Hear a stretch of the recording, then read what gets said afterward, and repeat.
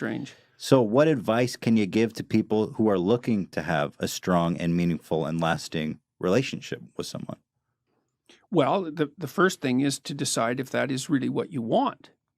Is that fair, do you think, to say, I want to be single forever? Do you think that's realistic or fair assessment of oneself? I think that that's, for most people, a pathway to insanity. Yeah. You know, the psychoanalysts used to think that, and we all think this way in some ways, that you're sane because you're well put together. Your psyche is well structured, right? It's internal, somehow inside your head. But, and there's some truth in that, but here's a more accurate viewpoint, I think. You outsource most of your sanity because it's too complicated. And so what you do is your parents raise you to be vaguely acceptable to other people. And then you're surrounded by other people your whole life. And then every time you go off the rails a little bit, even just a little bit, people signal to you. Like you make a joke, it's not that funny and people don't laugh. And you think, oh, well, you know, I should probably rethink my sense of humor a little bit or pay more attention. Or you tell a rambling story and you notice that everyone's like lost in the distance. And so if you're civilized enough so that people don't shun you and you have people around you, then they're going to be always telling you how to not be too insane. Well, if you're alone, you drift. Right. You drift, you know, and you'll drift in the direction of your biggest weakness. And so, you know, there are some people, maybe they're introverted and disagreeable. They're not cut out for a lot of social contact. But we're social animals, man, right to the core. And it's a suboptimal solution for the vast majority of people.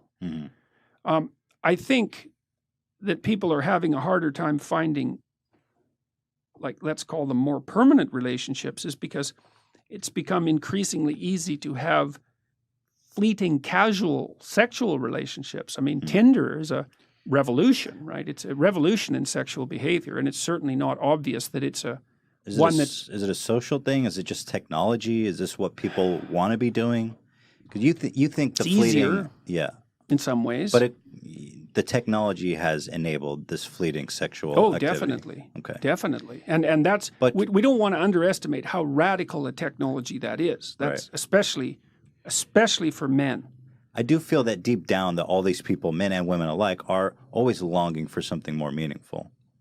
Well, I think that that's generally the case. I mean, you know, part of the reason for a relationship is sexual contact, obviously. Well, that's that you don't necessarily need a relationship for that.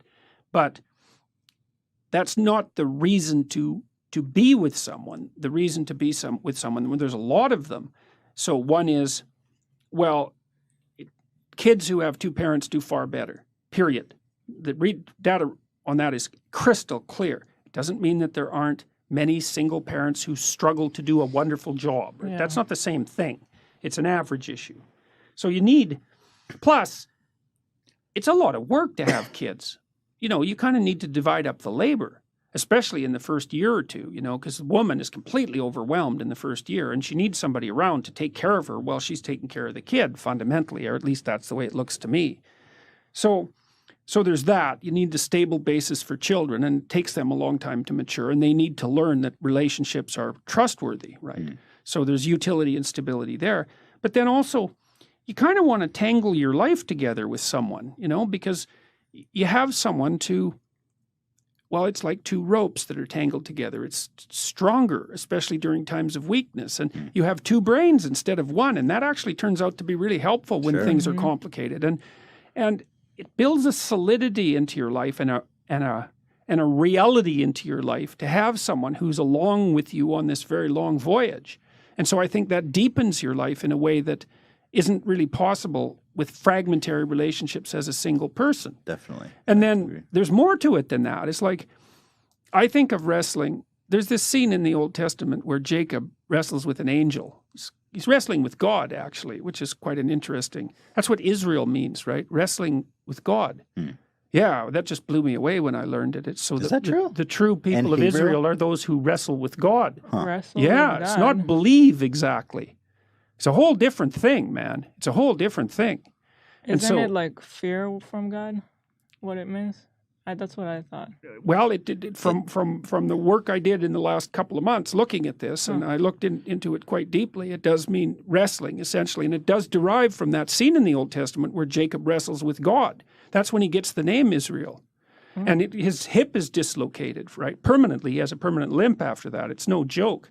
But I think of marriage the same way. Like people think, well, they lived happily ever after. It's like, that's not what you want in a marriage. Yeah. You want someone to contend with, you know, because you learn through that wrestling, you know, like you learn where you're an idiot and where you should stop being and vice versa. Yeah. So that's the spiritual aspect of marriage. It's the fact that you have to contend with someone under all sorts of circumstances, theoretically is what would you say? It's a manner of promoting psychological, or you could say spiritual growth. And it's genuine. You know, that's why marriage is a sacrament in most human communities, right? It's stamped both by the state and by the sacred authorities, because it's not just a physiological union. That's what animals do. And I mean, there's nothing wrong with the physiological union, but it has to be placed in the context of everything else a human being is. And I do think it's dreadful for people not to have that. And do you think it's become harder for people to have meaningful, lasting relationships, or has it always been this hard? I feel like I thank God that I'm not dating now, because I feel like it seems like it's miserable out there right now. Well, it's hard to try to meet people. It is hard although, you know, it's easier to meet people because there's more ways of meeting them. Right. But the ways of meeting them are more shallow. In my clinical practice, I would say that the rise of the internet dating option has actually overall been good for people who are looking for a partner. Now, there is some speculation and some evidence that it lowers the transaction price of separation and divorce. You know, because one of the reasons you don't separate or you don't get divorced is like, well, you're going to find someone else. And if it's easier to find someone else, then perhaps you're more tempted to sever the relationship. So maybe you lose in one place where you gain in the other. But I think there are different kinds of hard that it is. You know, it's hard for couples to figure out how to manage two careers.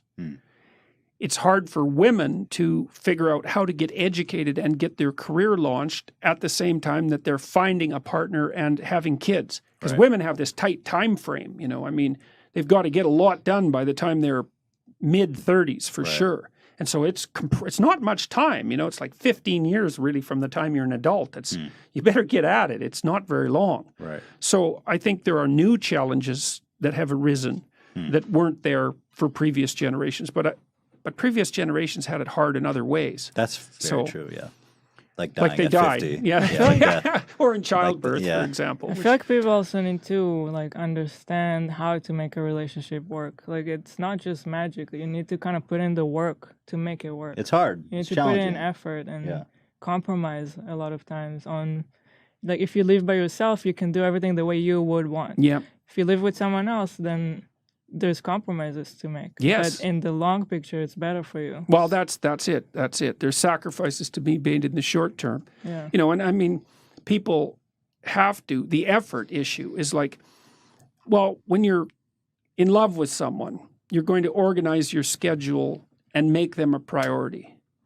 And, you know, that's in some ways a fleeting state, although it's not necessarily as fleeting as people think it is, but whatever.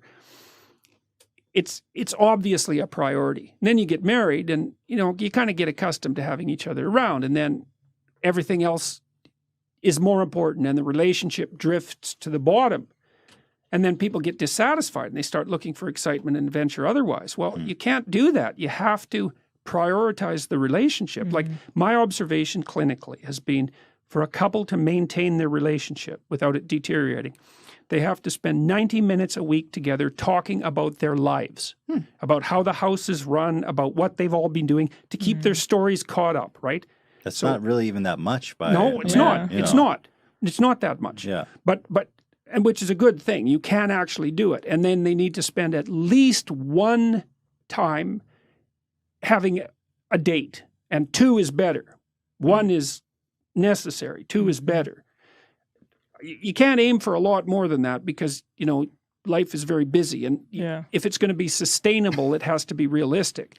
But they need to make time for each other twice a week and talk in a non-romantic way, just practically about the domestic economy and about everything that's going on. And that keeps people tied to each other and updated. And so that's sort of your minimal commitment level if you don't want things to deteriorate.